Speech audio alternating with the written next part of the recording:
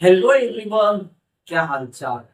उम्मीद है कि आप सब कोई ठीक होंगे। तो आज के इस लेक्चर में हम लोग पढ़ने वाले हैं control and coordination in plants. Plants में कंट्रोल एंड कोऑर्डिनेशन कैसे होते हैं, इस टॉपिक को आज पूरे डिटेल में समझने वाले हैं।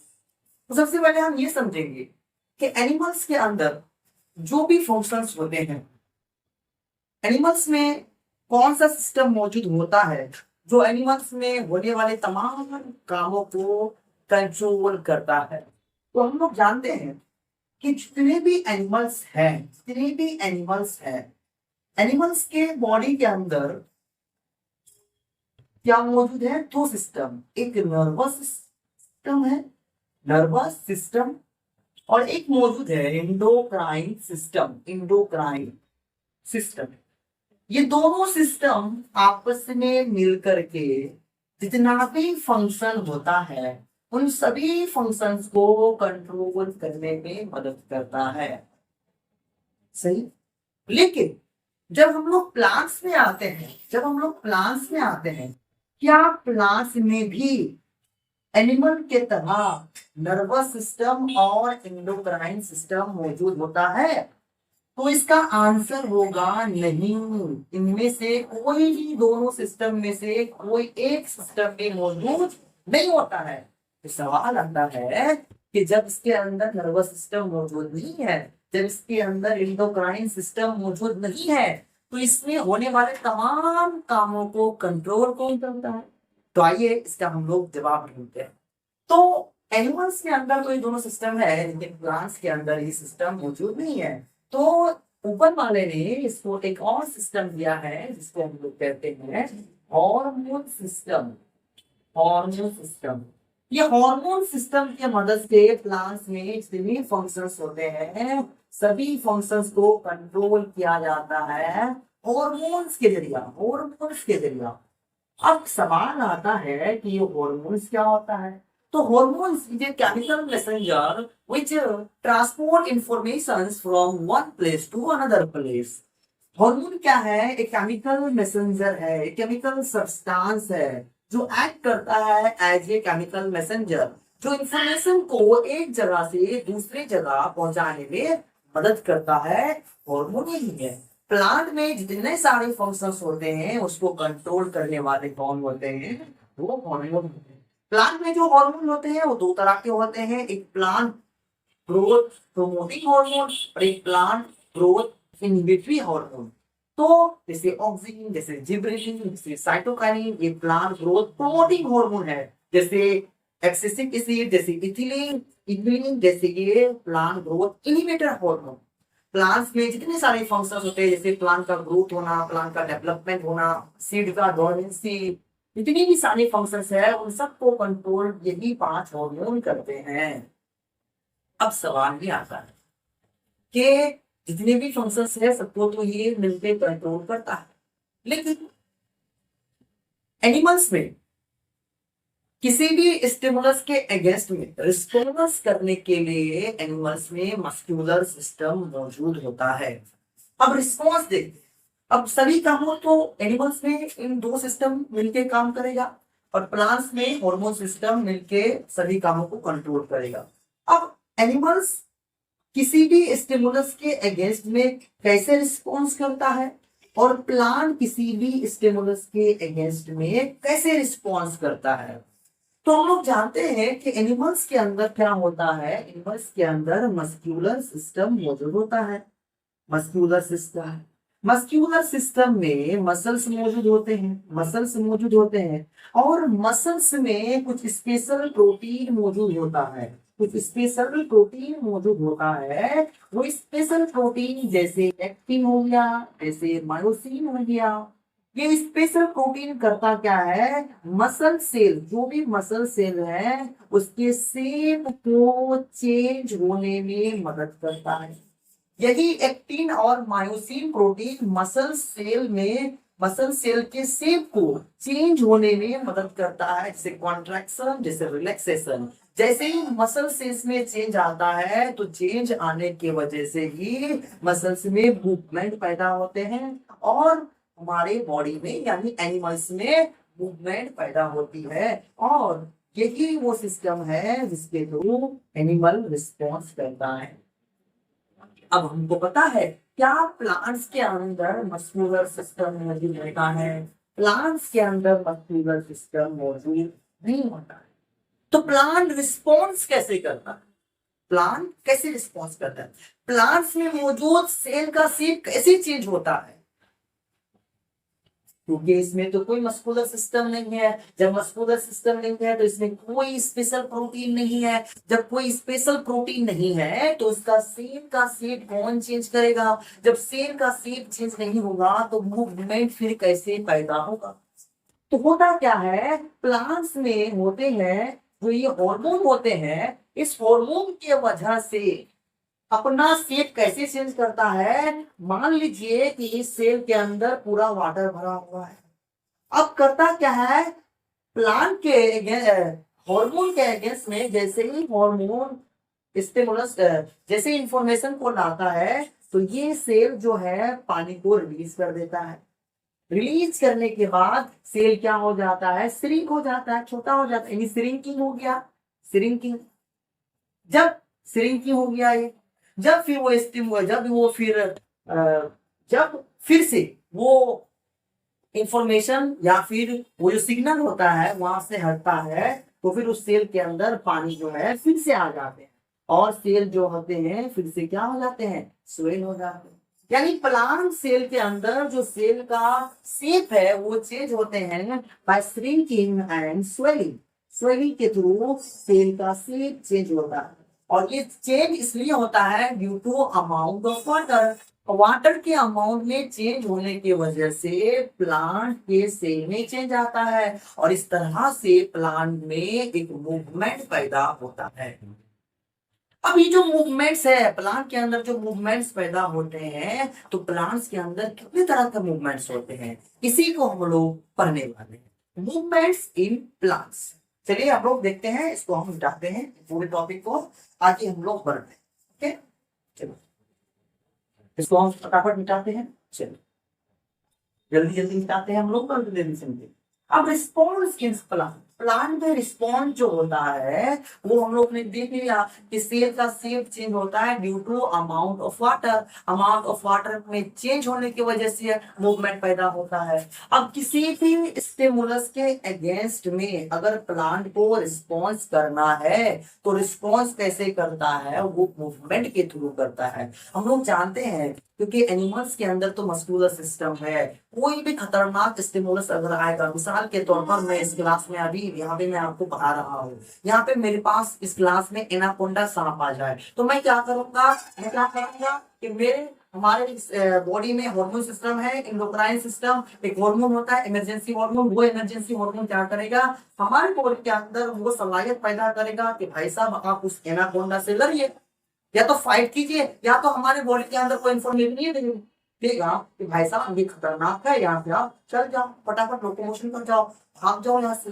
अब प्लांट के अंदर तो कोई इस तरह का मस्कुलर सिस्टम नहीं है। एनाकोंडा अगर आ जाए प्लांट के सामने तो प्लांट तो भाग नहीं सकता, तो वो रिस्पॉन्स कैसे करता है। तो कहने का मतलब ये है कि प्लांट के अंदर जो भी रिस्पॉन्स होता है वो मूवमेंट के थ्रू होता है। मूवमेंट कैसे होता है, या तो बेंड हो जाएगा, या तो ट्विस्ट हो जाएगा, या तो इलोंगेट होगा। प्लांट के अंदर किसी भी स्टिमुलस के अगेंस्ट में प्लांट जो रिस्पॉन्स करता है बाय मूवमेंट्स करता है। तो हम लोग का टॉपिक है रिस्पॉन्स इन प्लांट। प्लांट में रिस्पॉन्स कैसे होता है, रिस्पॉन्स इन प्लांट, प्लांट में रिस्पॉन्स कैसे होता है। हम लोग जानते हैं प्लांट में रिस्पॉन्स होता है बाय मूवमेंट्स। कैसे होता है, मूवमेंट्स के थ्रू रिस्पॉन्स होता है प्लांट में। तो सवाल ये है कि प्लांट्स में मूवमेंट कितने टाइप का होता है, एक होते हैं, दो होते हैं, तीन होते हैं। तो हायर प्लांट्स में जो मूवमेंट्स होते हैं प्लांट का दो टाइप होता है। एक को हम लोग कहते हैं नेस्टिक मूवमेंट, एक को हम लोग नेस्टिक मूवमेंट कहते हैं, नेस्टिक मूवमेंट। और एक का नाम होता है ट्रॉपिक मूवमेंट, ट्रॉपिक मूवमेंट। ये दो तरह का मूवमेंट पाई जाती है हायर प्लांट्स में। ये हो गया नेस्टिक मूवमेंट और ये हो गया ट्रॉपिक मूवमेंट। अब नेस्टिक मूवमेंट को हम लोग नेस्टिज्म भी कहते हैं, नेस्टिज्म, या ट्रॉपिक मूवमेंट को हम लोग ट्रोपिज्म भी कहते हैं, ट्रोपिज्म। नेस्टिज्म को लिखा हुआ है एनसीईआरटी बुक में, नेस्टीज, NASTIES, नेस्टीज भी लिखा हुआ है। तो सबसे पहले की समझेंगे, मोटा मोटी की समझेंगे कि भाई साहब ये ट्रॉपिक मूवमेंट क्या है, भाई साहब ये नेस्टिक मूवमेंट आपकी है क्या। इन दो तरह का मूवमेंट प्लांट में होता है, क्या इन दोनों मूवमेंट में कोई फर्क है? अगर फर्क है तो सबसे पहले इन दोनों मूवमेंट्स के दरमियान हम लोग फर्क को देखेंगे कि आखिर इन दोनों मूवमेंट्स दोनों प्लांट्स में ही होता है, तो आखिर इन दोनों मूवमेंट्स में फर्क क्या है। तो आइए सबसे पहले इन दोनों मूवमेंट्स के दरमियान हम लोग डिफरेंस को देखते हैं। सबसे पहला डिफरेंस ये है कि ये जो नेस्टिक मूवमेंट होता है ये ग्रोथ इंडिपेंडेंट मूवमेंट होता है, growth growth independent movement, independent movement, growth independent movement. यानी नेस्टिक मूवमेंट एक इस तरह का मूवमेंट है प्लांट में जिसके वजह से उस प्लांट के अंदर ग्रोथ नहीं होगा, प्लांट का सूट इलोंगेट नहीं होगा या रूट इलोंगेट नहीं होगा, इसकी वजह से ग्रोथ नहीं होता है। जबकि ट्रॉपिक मूवमेंट इस तरह का मूवमेंट है जिसके वजह से ग्रोथ होता है। तो ये क्या है, ये ग्रोथ ग्रोथ डिपेंडेंट मूवमेंट है। इस मूवमेंट की वजह से प्लांट के अंदर क्या होता है, ग्रोथ डिपेंडेंट मूवमेंट, प्लांट के अंदर क्या होता है, मूवमेंट होता है। पहला डिफरेंस हो गया। दूसरा हम लिखेंगे ग्रोथ अक्सर इस मूवमेंट की वजह से ग्रोथ होता है, और लिख लेंगे यहाँ पे growth does not occur, growth sorry growth do not occur, don't occur, यहाँ पे ग्रोथ अक्कर। इस मूवमेंट की वजह से क्या होता है, ग्रोथ होता है। ये मोटा मोटी पहला डिफरेंस देखा कि नेस्टिक मूवमेंट की वजह से प्लांट में कोई ग्रोथ नहीं होता है, मूवमेंट है, लेकिन इस मूवमेंट की वजह से प्लांट के अंदर ग्रोथ होता है। दूसरा डिफरेंस हम लोग देखेंगे। तीसरा डिफरेंस ये है, मेन डिफरेंस कि नेस्टिक मूवमेंट जो होता है वो non directional movement in the response of stimulus.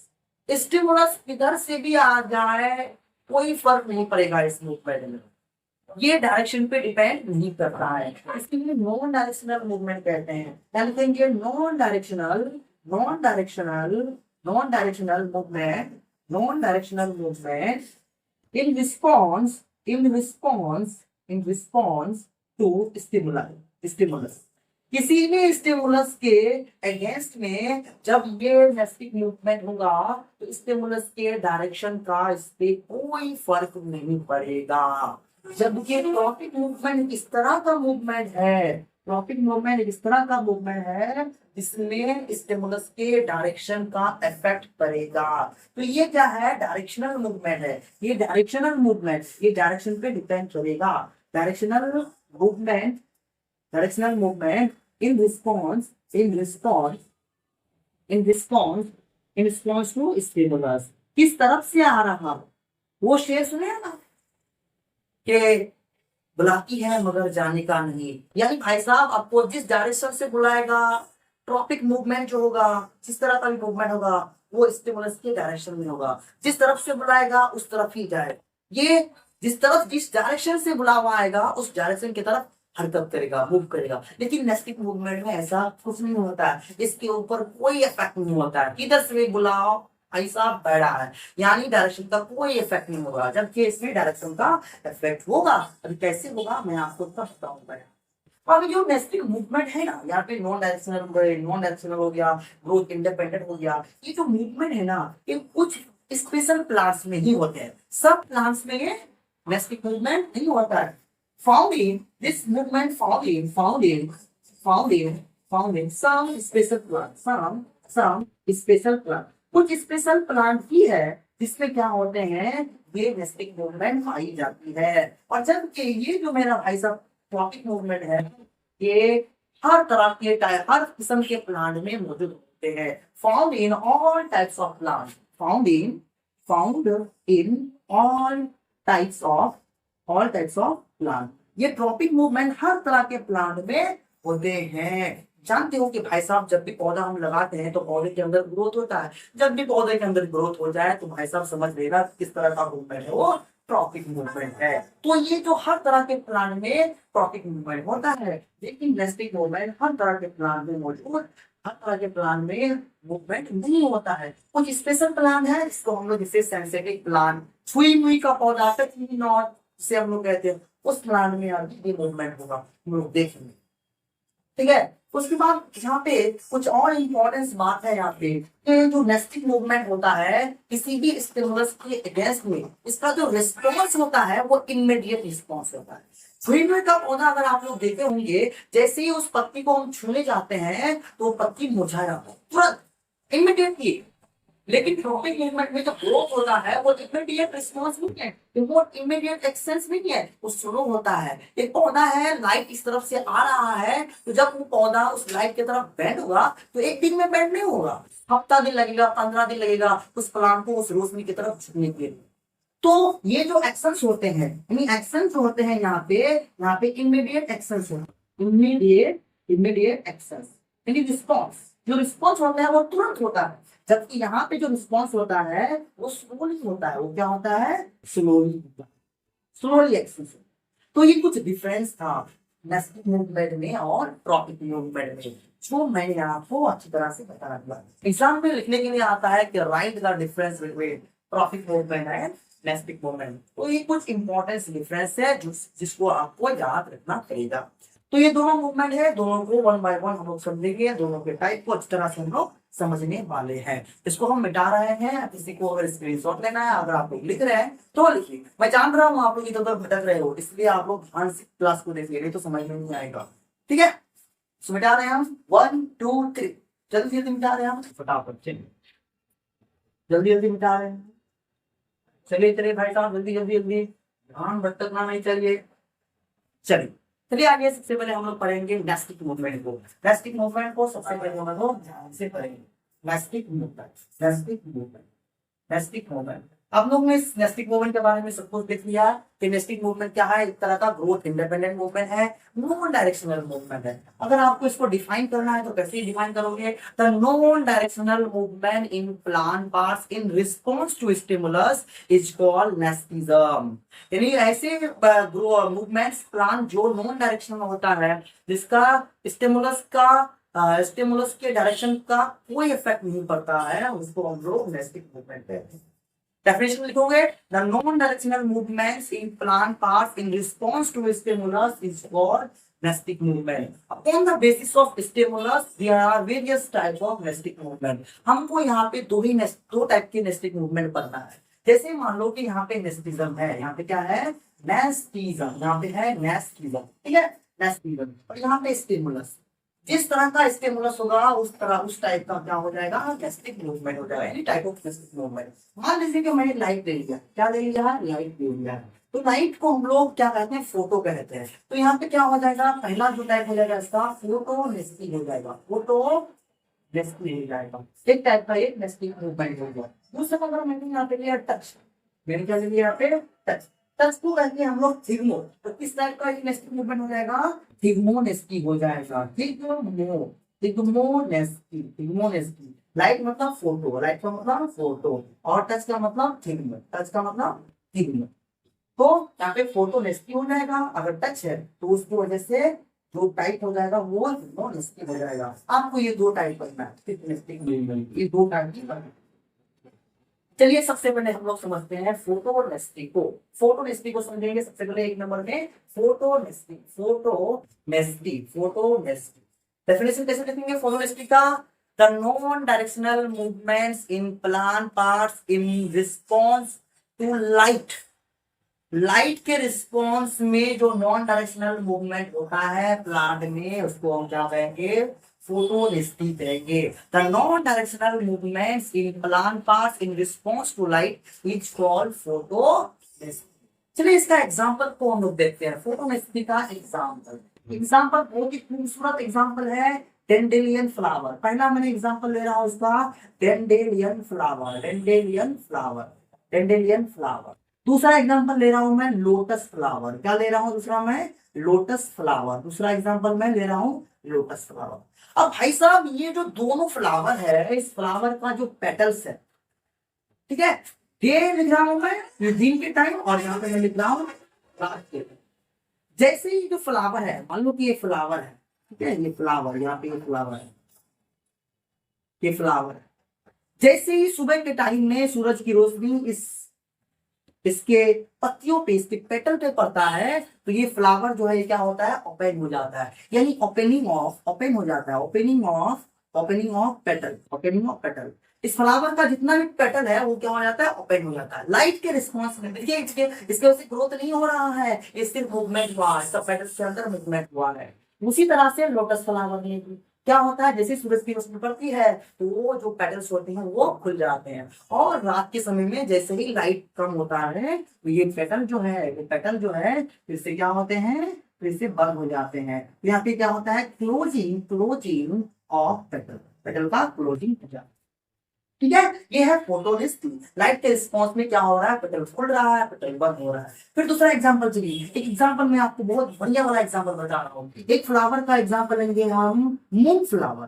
क्या, मून फ्लावर, एक मून फ्लावर। अब दूसरा हम लेंगे रात की रानी। फ्लावर होता है रात की रानी, रात की रानी, रात की रानी, कैस्ट्रम नॉक्चर्नम, इसको हम लोग कहते हैं कैस्ट्रम नॉक्चर्नम, कैस्ट्रम रात की रानी, यहाँ पे रात की रानी, कैस्ट्रम नॉक्चर्नम। ये जो फ्लावर्स है क्या होता है, दिन में और रात, ये होता क्या है, लाइट के रिस्पॉन्स में ये जो फ्लावर्स होते हैं दिन में, इसका पेटल जो होते हैं वो बंद हो जाते हैं। बंद है भाई साहब, नहीं, रोशनी इसको पसंद नहीं है, जैसे ही इसके ऊपर रोशनी गिरता है इसका पेटल क्या होता है, बंद हो जाता है। मूवमेंट हो गया ना, तो ये इसमें क्या है, ये बंद हो जाता है, यानी लाइट के रिस्पॉन्स में यहाँ पे क्या हो रहा है, क्लोजिंग ऑफ पेटल। ठीक है, जबकि रात में जैसे ही रोशनी कम होती है तो इसका पेटल जो होता है, ये पेटल, इसका जो पेटल है, ये फ्लावर फिर से खुल जाता है। रात की रानी फ्लावर जरूर देते होंगे, opening of petal, opening of petal, petal फिर से खुल जाता है। तो फोटोलिस्टी का बहुत सारा एग्जांपल है, आपको भी एग्जांपल एग्जाम में लिख सकते हैं। Dandelion flower, lotus flower, moon flower, cestrum nocturnum, ये सारे एग्जांपल है जो लाइट के रिस्पॉन्स में इस तरह का मूवमेंट होता है पेटल में, ओपनिंग एंड क्लोजिंग वाला। अगला जो मेरे पास सिनेस्टिक मूवमेंट है, वो सिनेस्टिक मूवमेंट मेरे पास दूसरा है, वो है थिग्मोनिस्टिक मूवमेंट। अब थिग्मोनिस्टिक क्या भाई साहब, मेरे पास थिग्मो का मतलब नेस्टिक, थिग्मोनिस्टिक इसलिए बना कि स्टिमुलस मेरे पास टच है। तो डिफाइन कैसे करेंगे इस मूवमेंट को, the non directional movements in plant parts in response to touch of an object is called thigmonastic. अब इसका थिग्मोनिस्टी का बढ़िया वाला एग्जांपल क्या होता है, आपके एनसीईआरटी में जो दिया गया है, वो सेंसिटिव प्लांट, सेंसिटिव प्लांट। अब सेंसिटिव प्लांट में बहुत सारे प्लांट्स आते हैं। यहाँ पे एग्जांपल दिया सेंसिटिव प्लांट का एनसीईआरटी में, इसका नाम है मीमोसा पुडिका, मीमोसा पुडिका। इसी का अगला नाम होता है टचमी नॉट, मुझे छूना नहीं वरना मैं शर्मा जाऊंगी। इसी प्लांट साइंटिफिक नेम है मिमोसा पुडिका, और आम भाषा में इसको हम लोग टचमी नॉट प्लांट्स कहते हैं। होता क्या है, जैसे ही इस प्लांट, जैसे मान लो कि इस प्लांट का ये लीफ है, इस प्लांट का क्या है, लीफ है, ये प्लांट का लीफ है, ये प्लांट का लीफ है, ओके, ये लीफ है। जैसे ही मैं इस प्लांट के लीफ को टच करने के लिए जाऊंगा तो वो टच को महसूस करेगा, और यहाँ पे लीफ में जो ये पल्बिनस होता है उसके सेल्स के अंदर पानी जो है वो निकल जाएगा, और सेल यहाँ पे श्रिंक हो जाएगा, सिकुड़ जाएगा, और सिकुड़ने के कारण ये जो लीफ है वो मुरझा जाएगा, विल्टिंग ऑफ लीव्स हो जाएंगे। ये लीफ जैसे ही मैं इसको टच करूंगा, टच करने जाऊंगा तो ये लीव्स क्या हो जाएंगे, सारे लीव्स मुरझा जाएंगे। इस तरह से सारे लीफ क्या हो जाएंगे, पत्ती सब बंद हो जाएगा, ठीक है, वो पत्ती मुरझा जाएंगी वहां। तो जैसे ही टच करने जाऊंगा उसके रिस्पॉन्स में सारा लीफ जो होता है वो विल्टिंग हो जाता है, फिर विल्टिंग ऑफ लीफ हो गया, विल्टिंग ऑफ लीफ। यहाँ पे देखो ये एक तरह का नेस्टिंग मूवमेंट का इमीडिएट रिस्पॉन्स हो रहा है, इमीडिएट। जैसे मैं टच करने जाऊंगा लीफ भाई साहब जल्दी तुरंत शर्मा गया, जैसे ही फिर वहां से मैं थोड़ी देर बाद छूटूंगा, फिर होगा क्या, ये जो पानी सेल्स के अंदर से जो निकला था वो सेल्स के अंदर जाएगा, फिर वो पल्वीनस जो है वो रिजिड होगा और फिर से अपना ओरिजिनल शेप को वो ले लेगा। इस तरह से जो है मोनेस्टिक मूवमेंट होता है plants में। इसका एक दो और एग्जांपल है, आपको नहीं पढ़ना है, ये एग्जांपल आपको याद रखना है। हिमोसापोडिका, इसी को हम लोग टचनीनॉस प्लांट कहते हैं, ठीक, मोनेस्टिक का। तो हमने डेस्टिक मूवमेंट का दोनों टाइप को हम लोग स्टडी कर चुके हैं। अब हम लोग पढ़ेंगे फोटोडेस्टिक मूवमेंट को, सॉरी अब हम लोग पढ़ेंगे ट्रॉपिक मूवमेंट को। फोटोनेस्टिक मूवमेंट में फोटोनेस्टिक को मैंने स्टडी किया, थिमोनेस्टिक को स्टडी किया। अब हम लोग पढ़ने वाले हैं कौन सा मूवमेंट, अब हम लोग पढ़ने वाले हैं ट्रॉपिक मूवमेंट। हाँ नहीं मानना है, आप लोग इधर उधर भटक रहे हैं, क्लास के ऊपर ध्यान दीजिए, फोकस फोकस कीजिए, इधर उधर नहीं जाना है। ट्रॉपिक मूवमेंट को पढ़कर ही उठना है यहाँ से, ओके। चलिए हम मिटा रहे हैं सबको, 1 2 3 मिटा रहे हैं उसको, देखिए 1 2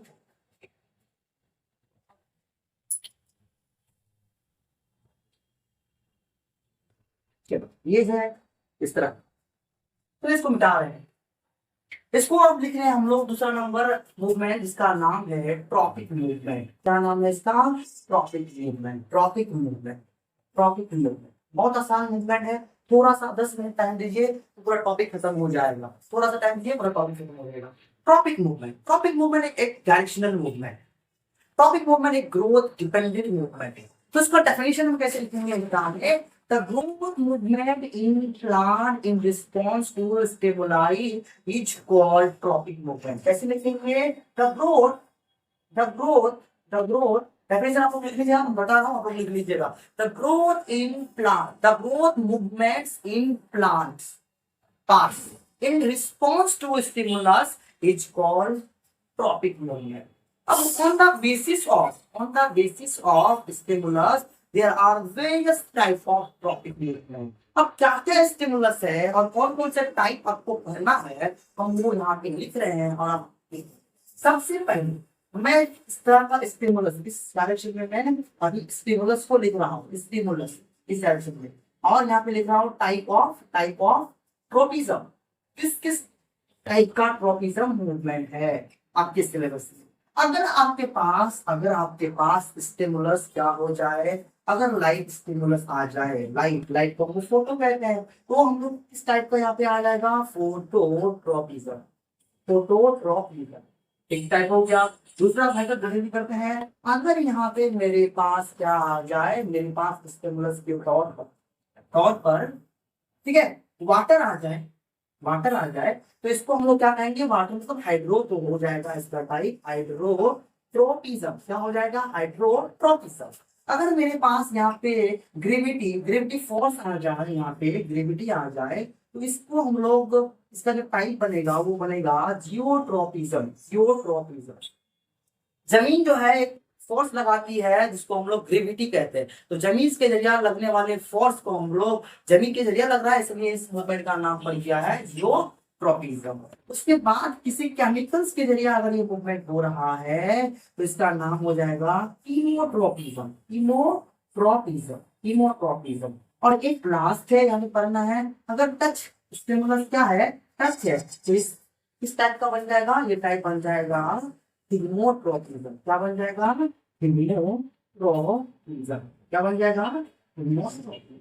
ये अलग अलग टाइप का आपके पास ट्रोपिज्म है, अलग अलग types of tropism, phototropism, heterotropism, chemotropism, geotropism और आपके पास थिमोट्रोपिज्म। चलिए एक करके स्टडी करके, बहुत आसान है, बहुत आसान है। सबसे पहले हम लोग लेते हैं फोटोट्रोपिज्म। किसको लेंगे, फोटोट्रोपिज्म को बहुत आसानी से हम लोग समझेंगे।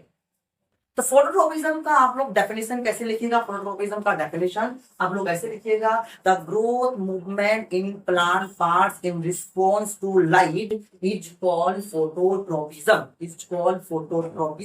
ये फोटोट्रोपिज्म का एक डेफिनेशन हो गया। अब देखिए भाई साहब, ट्रॉपिक मूवमेंट जो होता है वो स्टिमुलस के डायरेक्शन पे डिपेंड करता है। अब ये जो डायरेक्शन, जिस स्टिमुलस के डायरेक्शन पे डिपेंड करता है, मान लीजिए कि ये कोई पौधा है, मान लीजिए कि एक पौधा है, ओके, एक मान लीजिए कि एक अंधेरा, आपके एनसीईआरटी में एक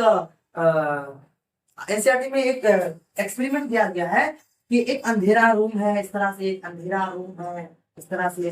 उसके बाद क्या किया है, यहाँ पे एक छोटा सा बीकर लिया गया है, और छोटे से बीकर में क्या है, एक पौधा लगाया गया है। अब वो पौधे का मूवमेंट दिखाया जा रहा है, इस पौधे का मूवमेंट दिखाया जा रहा है, इस पौधे का मूवमेंट दिखाया जा रहा है इस तरह से। अब ये खिड़की में पौधा लगा हुआ है, खिड़की में गमला में लगा हुआ है, और यहाँ से सनलाइट आ रहा है, सनलाइट आ रहा है।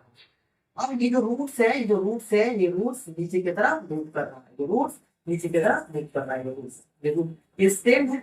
वो क्या रहा है, सनलाइट जिस डायरेक्शन से आ रहा है, सनलाइट जिस डायरेक्शन से आ रहा है, स्टेम उस डायरेक्शन में बेंड होता है। स्टेम क्या होता है, bending of stem, bending of stem toward light, light के तरफ स्टेम क्या हो चुका है, बेंड हो चुका है। तो जिस डायरेक्शन से लाइट आ रहा है, स्टेम उस डायरेक्शन की तरफ मूव कर रहा है, उसकी तरफ एलोंगेट हो रहा है। जबकि इसका रूट जो है वो नीचे की तरफ जा रहा है, उसके विपरीत में जा रहा है, उसके उल्टी डायरेक्शन में जा रहा है, वो नीचे जा रहा है।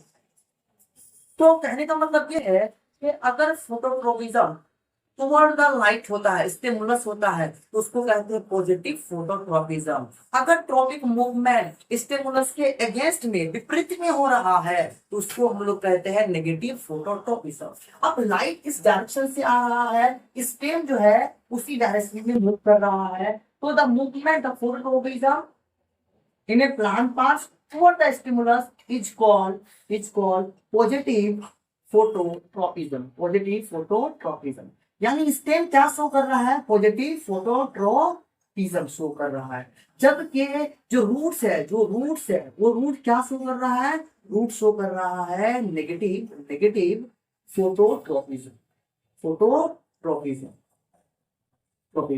स्टिमुलस के अगेंस्ट में भाग रहा है, स्टिमुलस के अगेंस्ट में दूर जा रहा है। लाइट जो स्टेम है लाइट के तरफ जा रहा है, जो रूट है रोशनी से लाइट से दूर भाग रहा है, तो इसलिए पॉजिटिव शो कर रहा है और ये नेगेटिव शो कर रहा है। ये एक्सपेरिमेंट आपको याद रखना पड़ेगा कि स्टेम जो है वो पॉजिटिव फोटोट्रोपिज्म शो करता है, और नेगेटिव, और जो रूट है वो नेगेटिव फोटोट्रोपिज्म शो करता है। दूसरा हम लोग यहाँ पे पढ़ेंगे, मान लीजिए हाइड्रोट्रोपिज्म। क्या पढ़ेंगे, हाइड्रोट्रोपिज्म। क्या पढ़ेंगे हम लोग, हाइड्रोट्रोपिज्म। बहुत आसान है, सिंपल में कैसे लिखोगे, the growth movements in a plant parts in response to water is called hydrotropism.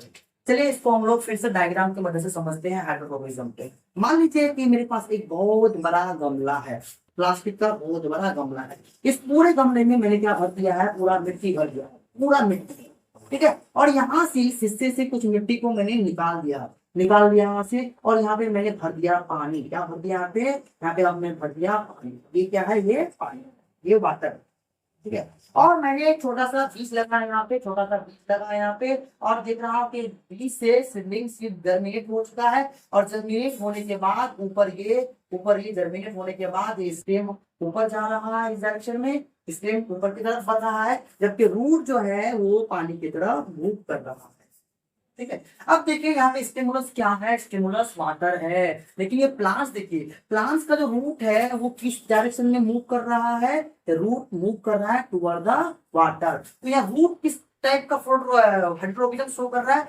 Positive hydrotropism. Root show कर रहा है पॉजिटिव हाइड्रोट्रोपिज्म, ठीक है। जबकि इसका जो स्टेम है ये पानी से दूर भाग रहा है, तो ये क्या शो कर रहा है, नेगेटिव हाइड्रोट्रोपिज्म।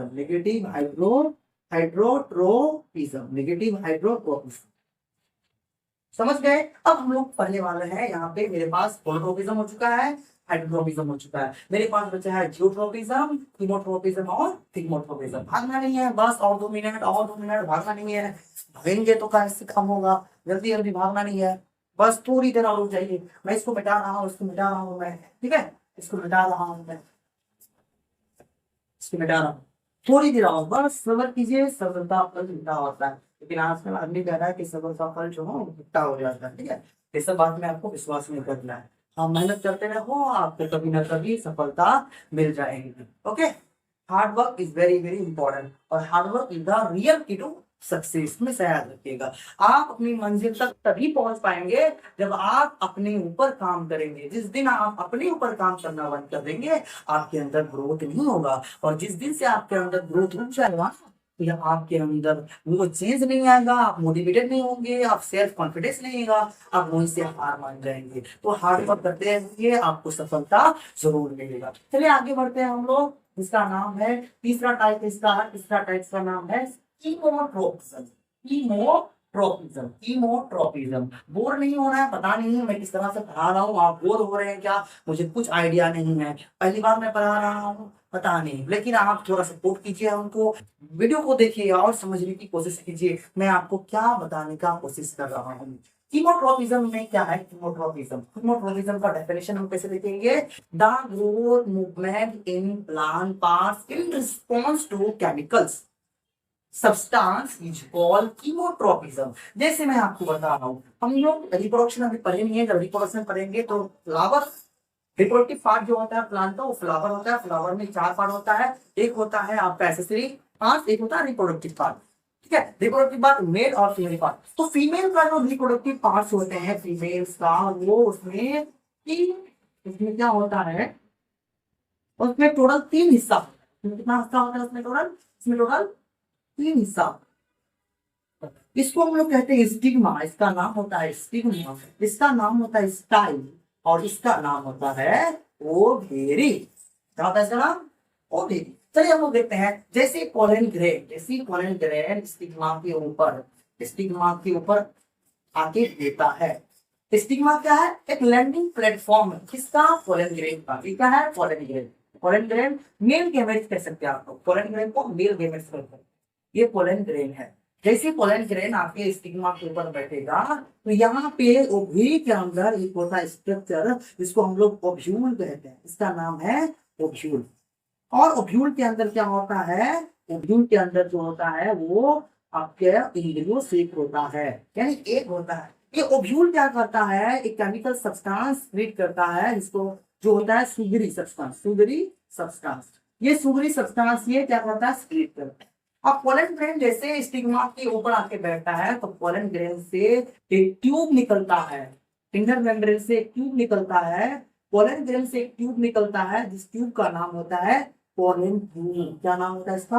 Pollen tube. यानी ये पोलन ट्यूब किससे बना है? पोलन ग्रेन से बना है। और पोलन ट्यूब का जो मूवमेंट है toward the ovule due to release of sugary substance, इसी मूवमेंट को हम लोग कहते हैं कीमोट्रोपिज्म। ये आखिरकार यहाँ से मूव करते करते जाके एक लिम्फोसाइट से पे लग जाता है, और ये इसके अंदर जो गैमेट्स होते हैं वो यहाँ से ट्रांसफर हो जाता है और फर्टिलाइजेशन हो जाता है। तो कहने का मतलब ये है कि पोलन ट्यूब का ग्रोथ हुआ टुवर्ड द ओव्यूल, इसी को हम लोग क्या कहते हैं? कीमोट्रोपिज्म कहते हैं। ये इसका मिसाल है। समझ में आया? अब आगे देखते हैं हम लोग। कीमोट्रोपिज्म हो चुका है, लास्ट है हम लोग का खत्म होने वाला, इसका नाम है कीमोट्रोपिज्म। क्या नाम है? कीमोट्रोपिज्म। कीमोट्रोपिज्म को कैसे डिफाइन करेंगे हम लोग? The growth movements in plants in response to touch of an object और कीमोट्रोपिज्म। अब कीमोट्रोपिज्म किसमें होता है? कीमोट्रोपिज्म उसमें होता है जिस प्लांट्स में क्या मौजूद होते हैं? टेंड्रिल्स मौजूद होते हैं। टेंड्रिल्स क्या होते हैं? टेंड्रिल्स थ्रेड लाइक स्ट्रक्चर मौजूद होते हैं। जैसे आप लोग कद्दू का गाछ में बोटल गार्ड जिसे हम लोग कहते हैं, बीटर गाछ, करेला का गाछ में, या फिर ग्रेप्स वाइन जिसे अंगूर का पौधा में, उसके बाद जैसे खीरे का पौधे में आप लोग छोटे छोटे थ्रेड लाइक स्ट्रक्चर देखते होंगे। वो स्ट्रक्चर करता क्या है? जब भी किसी सपोर्ट उसको मिलता है, तो उसके सपोर्ट के चारों तरफ वो ट्विस्टिंग होके घूम घूम करके ऊपर उठते रहता है, और वो मूवमेंट को ही हम लोग कीमोट्रोपिज्म कहते हैं। जैसे कीमोट्रोपिज्म किसमें होता है? जैसे बोटल गार्ड, बोटल गार्ड, जैसे बोटल गार्ड, जैसे बीटर गार्ड, करेला, बीटर गार्ड, जैसे ग्रेप्स वाइन, ग्रेप्स वाइन यानी यहाँ पे अंगूर। ठीक है, हम देख रहे हैं, मान लीजिए कि यहाँ पे कोई पौधा है, यहाँ पे गमला में कोई पौधा है, इस तरह से मैंने लगा दिया इस पौधे को। अब ये जो स्टेम होता है ना, वो जिस पौधे में कीमोट्रोपिज्म होता है उसका जो स्टेम होता है ना, काफी सॉफ्ट होता है, वो अपने से इरेक्ट नहीं हो पाता है वो पौधा। तो उसको क्या चाहिए, सपोर्ट चाहिए। तो उसका जो स्टेम है, वो स्टेम जो है वो किसी सपोर्ट के माध्यम से, स्टेम के चारों तरफ सपोर्ट, मान लीजिए कि कोई स्टिक है, यहाँ पे स्टिक मैंने वहां पे गाड़ दिया है सोइल में, और वो स्टेम इसके चारों तरफ लिपट लिपट करके ऊपर उठता है। इसी को हम लोग क्या कहते हैं, फिगर ऑफ प्रोपगेशन कहते हैं।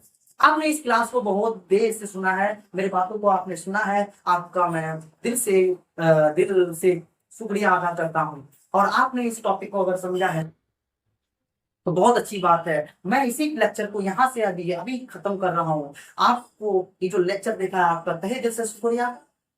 और यही से ये टॉपिक खत्म हो रहा है, हम लोग लिख रहे हैं थैंक यू। आज के लिए इतना ही, फिर मिलेंगे किसी अगले क्लास में। थैंक यू, खुदा हाफिज। मिल पढ़ते रहिए, मुस्कुराते रहिए और खुश रहिए। थैंक यू, शुक्रिया।